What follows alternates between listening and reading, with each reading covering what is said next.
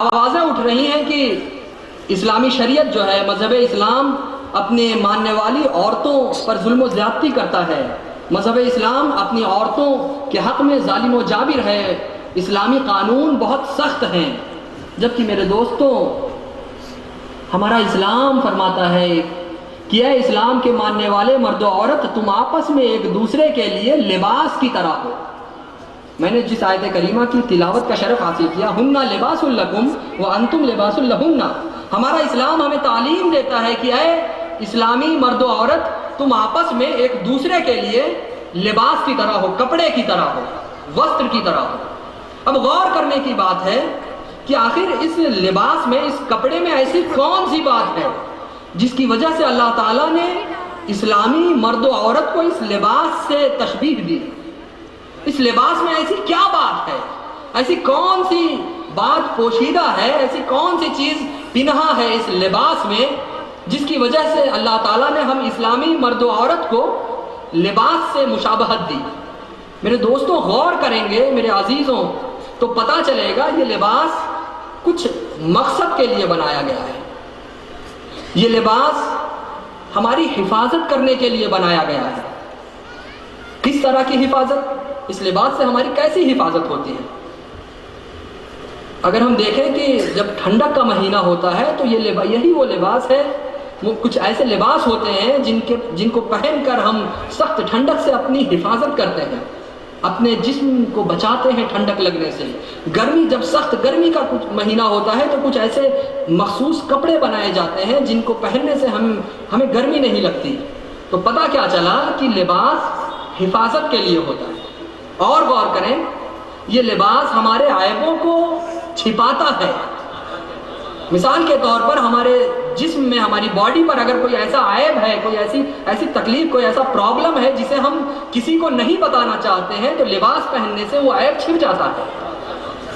یہ لباس ہمارے رازوں کو پوشیدہ رکھتا ہے۔ تو پتہ کیا چلا کہ یہ لباس جو بنایا گیا ہے اس کے کچھ مقصد ہیں۔ کبھی یہ لباس ہماری حفاظت کرتا ہے، تو کبھی یہ لباس ہمارے عیبوں کو چھپاتا ہے، تو کبھی یہ لباس ہمارے رازوں کو پوشیدہ رکھتا ہے۔ میرے دوستوں، اسی لیے اللہ تعالیٰ نے ہم مرد و عورت کو اس لباس سے تشبیہ دی کہ اے مسلمان، اے اسلام کے ماننے والے مرد و عورت، تم آپس میں ایک دوسرے کے لیے لباس کی طرح ہو۔ جس طرح یہ لباس تمہاری جس طرح یہ لباس حفاظت کے لیے بنایا گیا ہے، اسی طرح تم آپس میں ایک دوسرے کے لیے حفاظت کے لیے بنائے گئے ہو۔ جس طرح لباس کا کام عیبوں کو چھپانا ہے، اللہ تعالیٰ فرماتا ہے مسلمان مرد و عورت، تمہاری بھی یہ ذمہ داری ہے کہ تم آپس میں ایک دوسرے کے عیبوں کو چھپاؤ۔ جس طرح لباس کا کام رازوں کو پوشیدہ رکھنا ہے، اللہ تعالیٰ فرماتا ہے اے مسلمان مرد و عورت، تمہاری ذمہ داری ہے کہ تم آپس میں ایک دوسرے کے رازوں کو پوشیدہ رکھو، انہیں چھپاؤ۔ اب آپ ہی بتائیں میرے دوستوں، جو مذہب، جو دھرم، جو دین اپنے ماننے والوں کو اتنی اچھی تعلیم دیتا ہو، جو مذہب اپنے ماننے والی عورتوں کا، ماں بہنوں کا اتنا اچھا خیال رکھتا ہو، وہ مذہب اپنے ماننے والوں کے حق میں ظالم و جابر بھلا کیسے ثابت ہو سکتا ہے؟ وہ مذہب اپنے ماننے والوں کے حق میں برا کیسے چاہ سکتا ہے؟ آج ہمارے ذاتی قانون پر طرح طرح سے حملے کیے جا رہے ہیں۔ مسلم پرسنل لاء کی بات کر رہا ہوں۔ مسلم پرسنل لاء پر طرح طرح سے اٹیک ہو رہا ہے، طرح طرح سے حملے کیے جا رہے ہیں۔ مسلم پرسنل لاء کی بات کریں تو مسلم پرسنل لاء جو ہے، ان معنوں میں پرسنل لاء کہا جاتا ہے کہ اس کا تعلق ذاتی طور پر ہم مسلمانوں سے ہے۔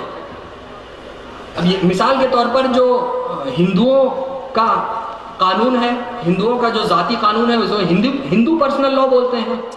عیسائیوں کا جو اپنا ذاتی قانون ہے اسے عیسائی پرسنل لاء کہتے ہیں۔ اسی طرح سکھ جو ہیں، سردار جی لوگ جو ہیں، سکھوں کا ذاتی قانون کو، ان کے اپنے ذاتی قانون کو سکھ پرسنل لاء کہتے ہیں۔ اسی طرح مسلمانوں کا جو ذاتی قانون ہے اسے مسلم پرسنل لاء کہتے ہیں۔ تو مسلم پرسنل لاء جو ہے، اس کا تعلق چونکہ ذاتی طور پر ہم مسلمانوں سے ہے، اسی لیے اسے مسلم پرسنل لاء کہتے ہیں۔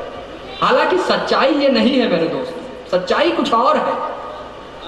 سچائی یہ ہے کہ یہ مسلمانوں کا پرسنل لاء ہے ہی نہیں۔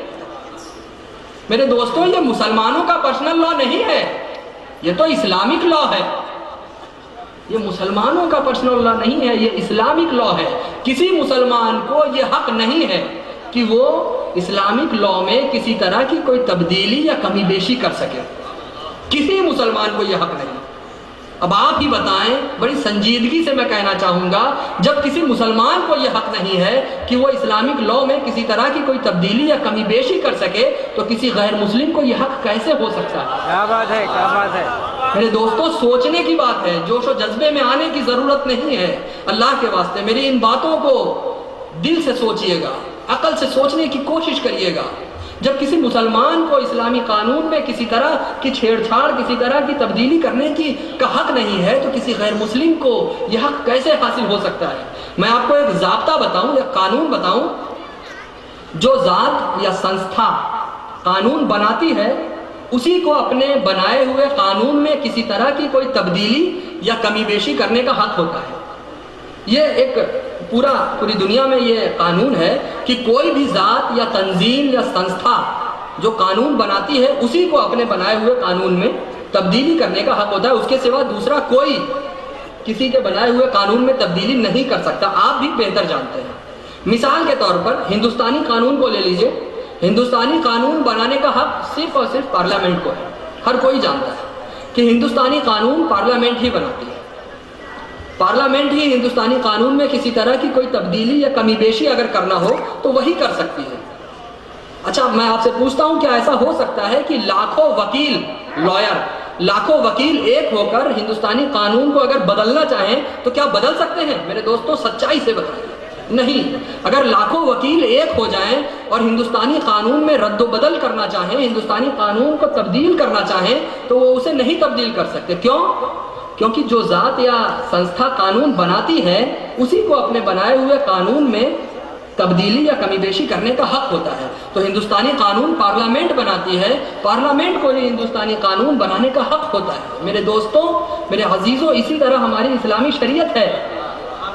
اسی طرح میں آپ کو ابھی سمجھانے کی کوشش کرتا ہوں، جس طرح یہ پارلیمنٹ کی مثال ہے، اسی طرح ہماری اسلامی شریعت ہے.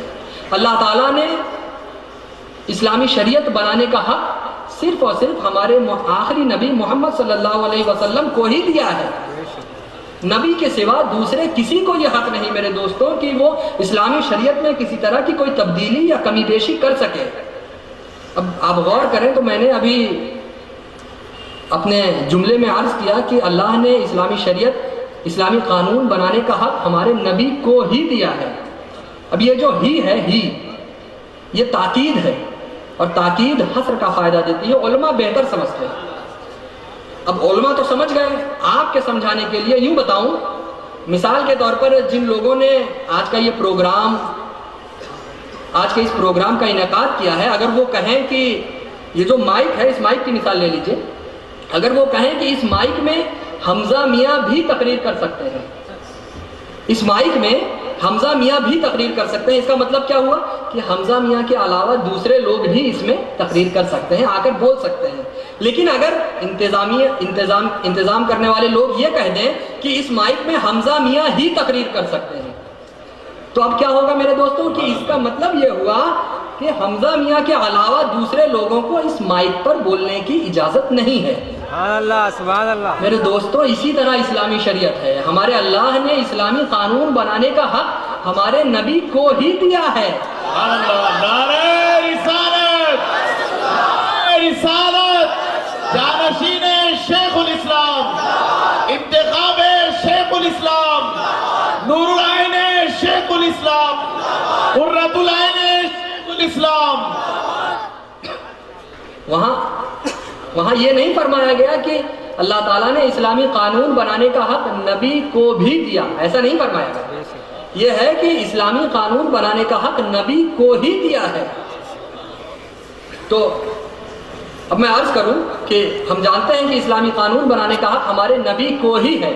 اب آپ بتائیے، میں آپ سے پوچھتا ہوں، کیا ایسا ہو سکتا ہے، علماء مشائخ موجود ہیں، ان کی موجودگی میں عرض کرنا چاہوں گا، کیا ایسا ہو سکتا ہے کہ لاکھوں علماء کرام، بڑے بڑے علماء کرام اور مفتیان اعظام مل کر اگر اسلامی قانون تبدیل کرنا چاہیں تو کیا کر سکتے ہیں؟ بتائیے. نہیں میرے دوستوں، لاکھوں علماء اور لاکھوں مفتی مل کر اگر اسلامی قانون میں رد و بدل کر لانا چاہیں، اسلامی قانون میں چینجنگ لانا چاہیں، کمی بیشی کرنا چاہیں تو نہیں کر سکتے. کیوں؟ کیونکہ میں نے آپ سے عرض کیا تھا کہ جو ذات یا سنستھا قانون بناتی ہے اسی کو اپنے بنائے ہوئے قانون میں کسی طرح کی کوئی تبدیلی یا کمی بیشی کرنے کا حق ہے. یہ اسلامی شریعت ہے، اسے ہمارے خدا نے صرف ہمارے نبی کا حق دیا ہے. جب ہمارے عزیز القدر علماء اور مفتی اس میں کوئی تبدیلی نہیں کر سکتے تو آج کا کوئی غیر مسلم دلی میں بیٹھ کر اس میں تبدیلی کیسے لا سکتا ہے؟ جو ذات یا سنستھا قانون بناتی ہے اسی کو اپنے بنائے ہوئے قانون میں تبدیلی یا کمی بیشی کرنے کا حق ہوتا ہے. اپنی بات کو اور آگے بڑھائیں. اسلامی شریعت پر حملہ آج کوئی نئی بات نہیں. اس تعلق سے فارسی میں علامہ اقبال کا ایک شعر عرض پڑھوں گا اور اس کے بعد اس کا مفہوم سمجھانے کی کوشش کروں گا. علامہ اقبال فرماتے ہیں، ستیزہ کار رہا ہے ازل سے تا امروز، ستیزہ کار رہا ہے ازل سے تا امروز، چراغ مصطفی سے شرار بو لہبی، چراغ مصطفی سے شرار بو لہبی. اس کا مفہوم بتاؤں. اس کا مفہوم آسان انداز میں یہ ہے کہ ہر دور میں، ہر زمانے میں مصطفیٰ کے چراغوں کا سامنا ابو لہب کے انگاروں سے ہوتا رہا ہے. ہر دور میں مصطفیٰ کے چراغوں کے سامنے ابو لہب کے انگارے آتے رہے ہیں. لیکن میرے دوستوں، کیا آپ کو یہ معلوم نہیں، کیا آپ یہ نہیں جانتے ہیں کہ انگارہ کتنا ہی گرم کیوں نہ ہو جائے، انگارے کی تپش، انگارے کی گرمی کتنی ہی کیوں نہ زیادہ ہو جائے، پانی کی ان چھوٹی چھوٹی بوندوں کا اتحاد، پانی کی وہ چھوٹی چھوٹی بوندیں اگر مل جائیں تو انگارے کے وجود کو ختم کر دیتی ہیں. نعرہ تکبیر، نعرہ رسالت، قرۃ العین شیخ الاسلام، جانشین شیخ الاسلام، توکل شیخ الاسلام، انتخاب شیخ الاسلام، نعرہ رسالت. اللہ. پانی کی وہ چھوٹی چھوٹی بوندیں اگر مل جائیں میرے دوستوں، میرے بزرگوں، تو انگارے کو نیست و نابود کر دیتی ہیں، انگارے کی گرمی کو ختم کر دیتی ہیں. میرے عزیزوں، ہماری مثال پانی کی ان چھوٹی چھوٹی بوندوں کی طرح ہے. ہم پانی کی وہ چھوٹی چھوٹی بوندیں ہیں جنہیں اسلامی شریعت کی حفاظت کے لیے آج ملنے کی ضرورت ہے. پانی کی ان چھوٹی چھوٹی بوندوں کو آج ایک ہونے کی ضرورت ہے. اسلامی شریعت پر حملہ، اسلامی شریعت پر اٹیک، حق و باطل کے درمیان مارکا آرائی، حق و باطل کے درمیان جنگ، یہ کوئی نئی بات نہیں ہے. بدر میں بھی حق و باطل کے درمیان جنگ ہوئی تھی، حق اور باطل آمنے سامنے ہوئے تھے. ہم جانتے ہیں کربلا میں بھی حق اور باطل آمنے سامنے ہوئے تھے. ہند اور سندھ میں بھی کتنے ایسے واقعات ہیں جس میں حق و باطل کا آمنا سامنا ہوا ہے. جب جب اسلامی شریعت پر حملہ ہوا ہے، جب جب اسلامی شریعت کے خلاف آواز اٹھائی گئی ہے، تب تب اہل حق نے، اہل سنت و جماعت نے ایک ہو کر اسلامی شریعت کی حفاظت فرمائی ہے. میرے دوستوں، آج بھی ضرورت ہے اس بات کی کہ مسلمان کہلانے والے سب کے سب، بڑا باریک جملہ ہے، اشارے اور کنائے میں کام لے رہا ہوں، سمجھنے کی کوشش کریے گا. آج ضرورت ہے اس بات کی کہ اس دنیا میں مسلمان کہلانے والے جتنے بھی ہیں، ایک تو وہ ہیں جو سچے مسلمان ہیں اور کچھ وہ ہیں جو مسلمان کہلاتے ہیں. اشارہ اسی طرف ہے کہ آج ضرورت ہے، غور سے سمجھنے کی کوشش کریے گا، آج ضرورت ہے اس بات کی کہ مسلمان کہلانے والے سب کے سب کاندھے سے کاندھا ملا کر اور قدم سے قدم ملا کر اسلامی شریعت کی حفاظت میں آگے آئیں اور یہ ثابت کر دیں، جو جان مانگو گے تو جان دیں گے، جو جان مانگو گے تو جان دیں گے، جو مال مانگو گے تو مال دیں گے. 500 اور 1000 کی نوٹوں کی کیا بات کرتے ہو جناب؟ یہ 500 اور 1000 کی نوٹیں، ان کی کوئی حیثیت نہیں ہے. جو جان مانگو گے تو جان دیں گے، جو مال مانگو گے تو مال دیں گے، مگر یہ ہم سے کبھی نہ ہوگا، مگر یہ ہم سے کبھی نہ ہوگا، نبی کا جاہو جلال دیں گے. کیا بات ہے، کیا بات ہے. مگر یہ ہم سے کبھی نہ ہوگا، نبی کا جاہو جلال دیں گے. اپنی بات کو اور آگے بڑھاؤں, اپنے موضوع کی طرف اور آگے بڑھوں. کیا آپ کو میری باتیں سمجھ میں آ رہی ہیں؟ جب سے مذہب اسلام اس دنیا میں آیا ہے تب سے اسے برا بھلا کہنے والے, اسے بدنام کرنے والے, اس کے دامن پر کیچڑ اچھالنے والے بھی پیدا ہو گئے ہیں. نہ جانے انہیں ہمارے اسلام سے کیا تکلیف ہے, اسلام انہیں کیا تکلیف دے رہا ہے, انہیں کیا پرابلم دے رہا ہے, سمجھ میں نہیں آتا. حالانکہ ہمارا اسلام ہمیں تعلیم دیتا ہے کہ اے لوگوں, تمہیں ایک خدا کی عبادت کرنی چاہیے, تمہیں ایک خدا کی بارگاہ میں اپنی پیشانی جھکانا چاہیے. ہمارا اسلام ہمیں تعلیم دیتا ہے کہ تمہیں ایک خدا کا کلمہ پڑھنا چاہیے, ایک خدا کا گانا گانا چاہیے. میرے دوستوں, میں بڑے نرم انداز سے آپ سے پوچھتا ہوں کہ آپ ان لوگوں سے سوال کریں کہ تم اسلام کو کیوں برا بھلا کہتے ہو, ذرا بتاؤ. آپ ان سے سوال کریں, ذرا بتاؤ, کیا ایک خدا کا کلمہ پڑھنا غلط بات ہے؟ کیا ایک خدا کی بارگاہ میں اپنی پیشانی جھکانا غلط بات ہے؟ کیا ایک خدا پر ایمان رکھنا غلط کام ہے؟ کیا ایک خدا کا گانا گانا غلط بات ہے؟ ہمیں ان سے پوچھنا چاہیے. ہمارا اسلام ہمیں تعلیم دیتا ہے کہ اے اسلام کے ماننے والے مرد و عورت, تمہیں اپنی محنت کی کمائی سے 2.5% زکوٰۃ کی شکل میں نکال کر غریبوں کو دینا چاہیے. کیونکہ اس دنیا میں تمہارے کچھ ایسے بھی بھائی ہیں جو پریشان حال ہیں, جو مفلس ہیں, جو کسی پریشانی کی وجہ سے اپنے گھر سے باہر نہیں نکل پاتے ہیں. لہٰذا اللہ نے جب تمہیں مال و دولت دی ہے تو تم اپنی مال و دولت کا 2.5% زکوٰۃ کی شکل میں نکال کر ان کی مدد کرو. آپ بتائیے, کیا جو مذہب اتنی اچھی تعلیم دیتا ہو اپنے ماننے والوں کو, وہ مذہب اپنے ماننے والوں پر ظلم و زیادتی کر سکتا ہے؟ آج بولا جاتا ہے کہ اسلام اپنے ماننے والوں پر بڑا ظالم و جابر ہے, اسلام اپنی عورتوں پر بڑا سخت ہے, اسلام میں بڑے سخت قانون ہیں, اسلامی عورتیں بہت پریشان رہتی ہیں. اس طرح کی باتیں گڑھ کر پیش کی جاتی ہیں. واٹس ایپ پر, فیس بک پر اکثر اس طرح کی باتیں دیکھنے کو ملتی ہیں. ہمارا اسلام, جو آپ بتائیے, جو مذہب اپنے ماننے والوں کو اتنا اچھا درس دیتا ہو کہ تمہیں اپنی محنت کی کمائی سے 2.5% اپنے غریب بھائیوں کو زکوٰۃ کی شکل میں دینا چاہیے, وہ مذہب اپنے ماننے والوں پر ظلم و زیادتی کیسے کر سکتا ہے؟ میرے دوستو, ہمارا اسلام ہمیں تعلیم دیتا ہے کہ تمہیں 1 مہینے صبح سے شام تک بھوکا رہنا چاہیے. کیوں؟ تاکہ تمہیں پتہ چلے کہ بھوک اور پیاس کیا ہوتی ہے.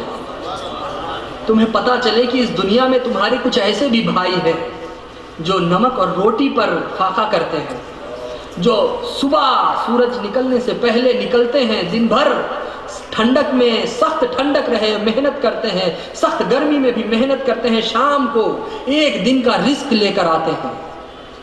جو آپ بتائیے, جو مذہب اپنے ماننے والوں کو اتنا اچھا درس دیتا ہو, اتنی اچھی تعلیم دیتا ہو, وہ مذہب اپنے ماننے والوں کے حق میں ظالم و جابر کیسے ہو سکتا ہے؟ وہ مذہب اپنے ماننے والوں کے حق میں برا کیسے چاہ سکتا ہے؟ میرے دوستو, ہمیں یہ سوال کرنا چاہیے اس طرح کہنے والوں سے. ہمارا اسلام ہمیں تعلیم دیتا ہے کہ سب سے اچھا انسان وہ ہے جو عورت کا سب سے زیادہ خیال رکھے. آپ ہی بتائیے, جو مذہب, جو دھرم اپنے ماننے والے مردوں کو اتنی اچھی تعلیم دیتا ہے کہ تمہیں اسلامی عورتوں کا بہت زیادہ خیال رکھنا چاہیے, ان کی عزت و عظمت, ان کی حیا پر پردہ رکھنا چاہیے, وہ مذہب اپنے ماننے والوں کے حق میں ظالم و جابر کیسے ہو سکتا ہے؟ وہ مذہب اپنے ماننے والوں کو غلط تعلیم کیسے دے سکتا ہے؟ میرے دوستو, یہ سوچنے کی بات ہے. ہمارا اسلام ہمیں تعلیم دیتا ہے کہ اے مسلمانوں, نماز پڑھو تو کاندھے سے کاندھا ملا کر نماز پڑھو, کیونکہ تمہارے خدا کے نزدیک کوئی امیر غریب نہیں ہے. اسلام ہمیں تعلیم دیتا ہے کہ تمہارے خدا کے نزدیک کوئی کالا اور گورا نہیں ہے. ہمارے خدا کے نزدیک کوئی چھوٹا بڑا نہیں. خدا کے نزدیک اس کے سب بندے برابر ہیں. آپ بتائیے, جو مذہب اپنے ماننے والوں کو اتنا اچھا درس دیتا ہو, وہ مذہب اپنے ماننے والوں کے حق میں ظالم کیسے ہو سکتا ہے؟ وہ مذہب اپنے ماننے والوں کو غلط تعلیم کیسے دے سکتا ہے؟ میرے دوستو, ہمارا اسلام ہمیں تعلیم دیتا ہے کہ شراب اور جوا بری چیز ہے. اسلام ہمیں یہ سکھاتا ہے کہ اے مسلمانوں شراب اور جوئے سے دور رہو. آپ بتائیں, سوچنے کی بات ہے, جو مذہب جو دھرم اپنے ماننے والوں کو اتنا اچھا درس دیتا ہو وہ اپنے ماننے والوں کے حق میں ظالم و جابر بھلا کیسے ہو سکتا ہے میرے دوستو. ہمارا اسلام ہمیں تعلیم دیتا ہے کہ تمہارے غریب بھائی جو مزدور ہیں ان کا پسینہ سوکھنے سے پہلے ان کی اجرت, ان کی محنت انہیں دے دو. سچے دل سے پوچھو, سچے دل سے سوچو میرے دوستو, اپنی روح کو کھنگال کر پوچھئے کیا ایسی تعلیم دینا غلط ہے؟ کیا اتنی اچھی نصیحت کرنا غلط ہے؟ جو مذہب اپنے ماننے والوں کو اتنی اچھی تعلیم دیتا ہو, جو مذہب اپنے ماننے والوں کا اتنا اچھا خیال رکھتا ہو, وہ اپنے ماننے والوں کے حق میں ظالم و جابر بھلا کیسے ہو سکتا ہے؟ اب آپ ہی بتائیں, ایک طرف تو ہمارا اسلام ہمیں اتنی اچھی تعلیم دے رہا ہے, اس کے باوجود بھی دوسری طرف آج کچھ لوگ یہ کہہ رہے ہیں, آج کچھ آوازیں اٹھ رہی ہیں کہ اسلام اپنے ماننے والی عورتوں کو ان کا ادھیکار, ان کا حق نہیں دے پا رہا ہے, لہٰذا ہم اسلامی عورتوں کو ان کا حق دیں گے. آج کچھ آوازیں ایسی بلند ہو رہی ہیں, کچھ آوازیں سننے میں آ رہی ہیں کہ اسلامی قانون جو ہے یہ اپنی عورتوں کو ان کا حق نہیں دے پا رہا ہے, کھل کر زندگی جینے کا ادھیکار, کھل کر زندگی جینے کا حق نہیں دے پا رہا ہے, لہٰذا ہم کچھ وہ لوگ جو مسلمان نہیں ہیں وہ اس طرح کی آوازیں اٹھا رہے ہیں کہ ہم اسلامی عورتوں کو ان کا حق دیں گے, ان کا ادھیکار دیں گے. میرے دوستوں, میری آپ سے گزارش ہے کہ آپ اس طرح کا سوال اٹھانے والے لوگوں سے پوچھئے کہ بتاؤ, جب گجرات دنگے کے وقت, جب گجرات میں دنگا ہوا تھا تو جب ذکیہ جعفری نامی عورت پریشان حال تھی, فون گھما رہی تھی, فون پر فون لگا رہی تھی, تب عورتوں کے ادھیکار کہاں چلے گئے تھے؟ بتاؤ, جب گجرات میں بلقیس نامی عورت کے ساتھ چھیڑ چھاڑ کی گئی تھی, جب بلقیس کا ریپ ہوا تھا, تب مسلمان عورتوں کے ادھیکار کہاں چلے گئے تھے جناب؟ مسلمان عورتوں کو ادھیکار دینے نکلے ہیں آپ. بتائیے, جب گجرات میں ظاہرہ شیخ نامی عورت کی بیکری جلائی گئی تھی, جب ظاہرہ شیخ پریشان تھی, در در کی ٹھوکریں کھا رہی تھی, آپ مسلمانوں کو ادھیکار دلانے نکلے ہیں نا. بتائیے, تب مسلمان عورتوں کے ادھیکار کہاں چلے گئے تھے؟ کیا زمانہ آ گیا ہے. جب گجرات میں دنگے کے وقت ہماری ماں بہنوں کا پیٹ چیر کر, مسلمان عورتوں کا پیٹ چیر کر بچوں کو نکالا جا رہا تھا اور ننگی تلواروں کی نوک پر بچے رکھے جا رہے تھے, تب مسلمان عورتوں کے ادھیکار کہاں چلے گئے تھے؟ بتاؤ, تمہیں جواب دینا ہوگا اس کا. آج تم مسلمان عورتوں کو ادھیکار دلانے نکلے ہو نا. بتاؤ, کیا زمانہ آ گیا ہے. سوچنے کی بات ہے. آج مسلمان عورتوں کو 3 طلاق پر اپدیش دینے وہ شخص نکلا ہے جو خود اپنی بیوی کو چھوڑے بیٹھا ہے. نعرہ تکبیر, نعرہ رسالت, انتخاب شیخ الاسلام, قرۃ العین شیخ الاسلام, جانشین شیخ الاسلام, توکل شیخ الاسلام. تو آج ایسے لوگ تو درس دے رہے ہیں. ارے جناب, پہلے اپنی محترمہ کو تو سنبھال لیجئے. سبحان اللہ. ہم مسلمان ماں بہنوں کا خیال رکھنے کے لیے ہمارا اسلام ہے.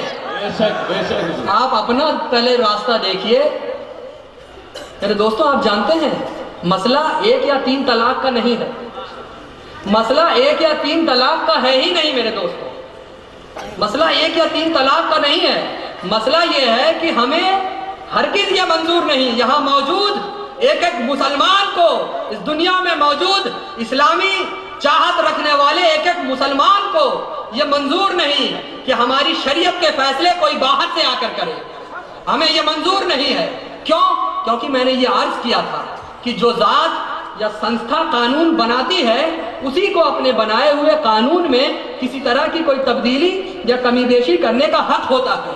یہ اسلامی قانون ہے. ہمارے خدا نے اسلامی قانون بنانے کا حق صرف اور صرف ہمارے آخری نبی صلی اللہ علیہ وسلم کو ہی دیا ہے. جب ہمارے عزیز علماء اور مفتی کو یہ حق نہیں تو کسی غیر مسلم کو یہ حق کیسے ہو سکتا ہے کہ وہ اسلامی شریعت میں کسی طرح کی کوئی تبدیلی یا کمی بیشی کر سکے؟ اپنی بات کو اور آگے بڑھاؤں، آپ جانتے ہیں آج ہماری سب سے بڑی کمی کیا ہے؟ وہ کون سی چیز ہے جو آج ہمارے اندر جس کی کمی ہے، جسے آج ہمیں سمجھنے کی ضرورت ہے؟ وہ کیا ہے؟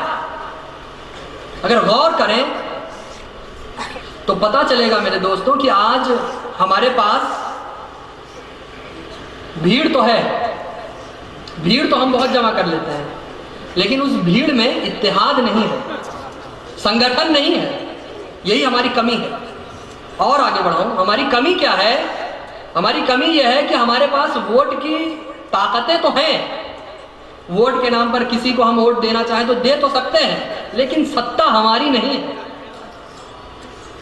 ووٹ کی طاقتیں تو ہیں ہمارے پاس، لیکن ستہ ہماری نہیں ہے میرے دوستوں۔ آج ہماری کمی یہ ہے کہ ہمارے پاس خبریں تو ہیں، خبریں تو ہمارے پاس بہت ہیں، یہ ہے وہ ہے، لیکن اخبار ہمارا نہیں ہے۔ یہ ہماری کمی ہے۔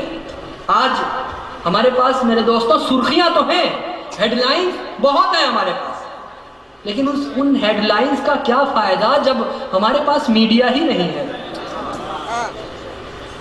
ان خبروں کا کیا فائدہ جب ہمارے پاس اخبار ہی نہ ہو؟ تو وہ خبریں کہاں تک پہنچیں گی؟ ان خبروں کو کون سنے گا؟ جب ہمارے پاس میڈیا ہی نہ ہو تو ان سرخیوں کا کیا فائدہ میرے دوستوں؟ وہ سرخیاں، برا مت مانیے گا، وہ سرخیاں کس کام کی؟ آج ہماری سب سے بڑی کمی یہ ہے کہ ہمارے پاس قانون تو ہے، اس میں کوئی شک نہیں، قانون تو ہے ہمارے پاس، لیکن وہ قانون کس کام کا جب ہمارے پاس نیائے ہی نہ ہو؟ صرف قانون رہ کر کیا فائدہ؟ آپ کو بھوک لگی ہو، یہ کھانا نہ ہو تو پھر کیا فائدہ؟ بھوک کا حل کب نکلے گا؟ جب ہم کھانا کھائیں گے۔ تو صرف قانون رہ کر کیا فائدہ میرے دوستوں جب ہمارے پاس نیائے ہی نہیں ہے؟ ہماری کمی آج یہ ہے کہ ہمارے پاس سنویدھان تو ہے، اس میں شک نہیں ہے، سنویدھان تو ہے ہمارے پاس، لیکن ادھیکار نہیں ہے ہمارا، ہم پاور لیس ہیں، ادھیکار نہیں ہے۔ آج ہمارے پاس بھوک تو ہے، لیکن کھانے کے لیے بھوجن نہیں ہے میرے دوستوں۔ آج ہماری کمی یہ ہے کہ ہمارے پاس قدم تو ہیں، قدم ہیں، اس میں شک نہیں ہے، لیکن ان قدم کو رکھنے کے لیے پگڈنڈیاں نہیں ہیں۔ جو چھوٹے چھوٹے راستے ہوتے ہیں انہیں پگڈنڈیاں کہتے ہیں۔ تو وہ قدم کس کام کے میرے دوستوں جب ہمارے پاس پگڈنڈیاں ہی نہ ہو؟ آج ہماری سب سے بڑی کمی یہ ہے کہ ہمارے پاس منزلیں تو ہیں کہ میرا بچہ بڑا ہوگا، اب گھر میں بچہ پیدا ہوتا ہے، ماں باپ کے، یعنی میں مسلمانوں کی بات کر رہا ہوں، مسلمانوں کی، مسلمان ماں باپ کے ارمان ہوتے ہیں، خواہشات ہوتی ہے کہ میرا بچہ بڑا ہو کر یہ بنے گا، یہ نوکری کرے گا، IS PCS بنے گا، طرح طرح کی یہ بزنس کرے گا، وہ کرے گا۔ منزلیں تو ہیں، یہ کیا ہے؟ یہ جو خواہشات، یہ ایک منزل ہے کہ میرا بچہ وہاں یہ بنے گا، بہت بڑا آفیسر بنے گا، بہت بڑا انسپیکٹر بنے گا، یا جو بھی چیزیں۔ آج ہمارے پاس منزلیں تو ہیں، لیکن راستے ہمارے نہیں ہیں دوستو۔ ان راستوں پر تالا لگا ہوا ہے، ہمارے نام پر وہ راستے بند ہو جاتے ہیں۔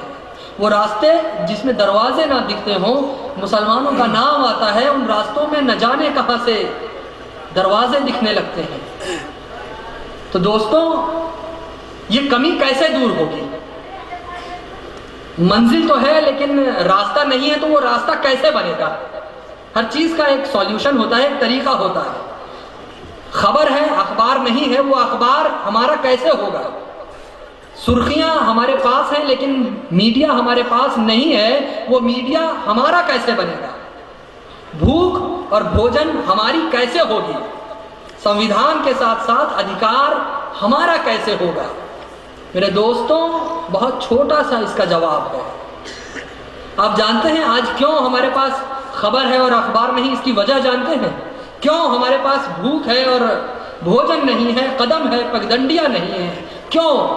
کیونکہ ہمارے پاس، بڑی ہی سنجیدگی سے بولنا چاہوں گا، اپنے دل سے سوچئے گا، اپنی روح سے سوچئے گا، اللہ کے واسطے، آج ہمارے پاس قدم ہے، پگڈنڈیاں نہیں، منزل ہے، راستے نہیں، خبر ہے لیکن اخبار نہیں، سرخیاں ہیں، میڈیا نہیں۔ کیوں؟ کیونکہ ہمارے پاس پختہ ایمان نہیں ہے۔ میرے دوستو سوچنے کی بات ہے. آج ہمارا ایمان پختہ نہیں ہے. آج ہمارا ایمان جس طرح کا ہونا چاہیے کامل ایمان نہیں ہے. اسی لیے ہمارے پاس خبر ہے لیکن اخبار نہیں ہے, سرخیاں ہیں لیکن میڈیا نہیں ہے. یاد رکھو میرے دوستو, جس دن ہمارے پاس پختہ ایمان ہوگا, جس دن ہمارے دل و دماغ میں ایمانی خیالات ہوں گے, اس دن یہ عدالت بھی ہماری ہوگی اور فیصلے بھی ہمارے ہوں گے, یہ قانون بھی ہمارا ہوگا, یہ نیائے بھی ہمارا ہوگا, یہ قدم بھی ہمارے ہوں گے, یہ پگڈنڈیاں بھی ہماری ہوں گی, یہ اخبار, یہ خبر, یہ اخبار سب ہمارے ہوں گے. کب؟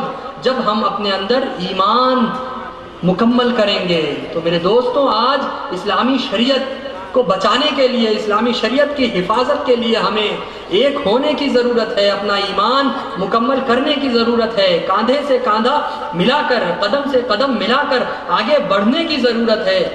اتنی دیر کی اس گفتگو کا حل یہی ہے کہ آج ہمیں اپنے ایمان کو مکمل کرنے کی ضرورت ہے اور ایمان مکمل کر کے اپنے اسلام کی حفاظت کرنے کی ضرورت ہے. وآخر دعوانا ان الحمد للہ رب العالمین. السلام علیکم ورحمۃ اللہ وبرکاتہ. یا حبیب سلام علیکہ صلوات اللہ علیکہ, یا نبی سلام علیکہ, یا رسول سلام علیکہ, یا حبیب سلام علیکہ صلوات اللہ علیکہ. آپ کا تشریف لانا وقت بھی کتنا سہانا, جگمگا اٹھا زمانہ, ہور گاتی تھی ترانہ. یا نبی سلام علیکہ, یا رسول سلام علیکہ, یا حبیب سلام علیکہ صلوات اللہ. خطرہ قطرہ دریا ذرہ ذرہ تارا, جب ہوئے سرکار پیدا کرنا تھا سب یہ عالم. یا نبی سلام علیکہ, یا رسول سلام علیکہ. نور کی آنکھوں کے تارے اب کسے سید پکارے, تم ہمارے ہم تمہارے. یا نبی سلام علیکہ, یا رسول سلام علیکہ, یا حبیب سلام علیکہ صلوات اللہ. وارزقنا اتباعه. اللهم أرنا الحق حقا وارزقنا اتباعه. اللهم أرنا الباطل باطلا ووفقنا اجتنابه. اللهم أرنا الباطل باطلا ووفقنا اجتنابه. اللهم ربنا تقبل منا إنك أنت السميع العليم وتب علينا إنك أنت التواب الرحيم. يا رسول الله انظر حالنا, يا حبيب الله اسمع قالنا, إنني في بحر حم مغرق, خذ يدي سهل لنا إشكالنا, خذ يدي سهل لنا إشكالنا, خذ يدي سهل لنا إشكالنا. اشرف زمانہ زمانے مدد نما, درہائے بستراز کلید کرم کشا, اشرف نہنگ دریا دریا بسی ندارد, دشمن ہمیشہ پرغمبا ذکر تو دوست دارد.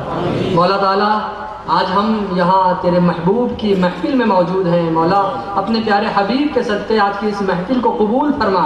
یہاں موجود ہم سب تیرے جتنے بندے ہیں ہمارے گناہوں کو معاف فرما دے، ہمیں 5 وقتہ باجماعت نمازی بنا، ہمیں برائیوں سے دور فرما، ہمارے اندر اتحاد و اتفاق پیدا فرما مولا، ہمارے دل میں اپنے ماں باپ کی عزت و عظمت پیدا فرما دے، ہمیں اپنے ماں باپ کا مطیع و فرما بردار بنا، بڑھاپے کے عالم میں ہمیں اپنے ماں باپ کا سہارا بنا مولا، ہمیں جو اس دنیا سے چلے گئے ہیں انہیں جنت الفردوس میں اپنے پیارے محبوب کے قدموں میں جگہ عطا فرما، ہمیں جو پریشان حال ہیں ان کی پریشانیاں دور فرما، جو قرض میں ڈوبے ہوئے ہیں انہیں قرض سے نجات دے، جو بیمار ہیں انہیں شفا عطا فرما مولا، ہمیں نیک صالح بنا، تو رحیم ہے رحم فرما، تو کریم ہے کرم فرما، بالخصوص میرے والد بزرگوار حضور شیخ الاسلام والمسلمین کی عمر میں برکت عطا فرما، ان کی طبیعت میں شفاء کاملہ عاجلہ عطا فرما، ان کے سائے کرم کو ہم سب پر دراز فرما۔ قال اللہ تعالیٰ فی شان حبیبہ الکریم ان اللہ وملائکتہ یصلون علی النبی یا ایھا الذین آمنوا صلوا علیہ وسلموا تسلیما مولانا محمد معدن الجود والکرم وآلہ وبارک وسلم صلاۃ وسلام علیکہ یا رسول اللہ صلی اللہ تعالی علیہ وسلم۔ حسبنا اللہ حسبنا اللہ حسبنا اللہ ونعم الوکیل ونعم المولا ونعم النصیر۔ سبحان ربک رب العزت عما یصفون وسلام علی المرسلین والحمد للہ۔ اوپر والا ہاتھ ہم جن سے مرید ہو رہے ہیں یا جن سے طالب ہو رہے ہیں، یا اگر مرید یا طالب ہونے کی نیت نہ ہو، صرف گناہوں سے توبہ کرنے کی نیت ہو، تو بھی اوپر والا ہاتھ حضور شیخ الاسلام کا ہے اور نیچے والا ہاتھ آپ کا خود کا ہے۔ اب جو پڑھاؤں اسے پڑھنے کی کوشش کریں۔ بسم اللہ الرحمن الرحیم۔ لا الہ الا اللہ محمد الرسول اللہ۔ اے اللہ ہم توبہ کرتے ہیں اپنے تمام چھوٹے بڑے گناہوں سے، ہماری توبہ قبول فرما اور مائل ہوتے ہیں تیری طرف سلسلہ اشرفیہ چشتیہ قادریہ میں۔ اے اللہ ان سلسلوں کی برکتیں ہم پر نازل فرما، کل قیامت کے دن ان سلسلوں کے بزرگوں کے سائے میں اور حضور شیخ الاسلام حضرت سید محمد مدنی میاں صاحب کے سائے میں ہمیں اٹھا، آمین اللہم آمین۔ 12 بجے کے بعد منلی کے سرزمین پر جو خانقاہ کے لیے زمین حرام سے جب تک تھوڑے لوگ مسافات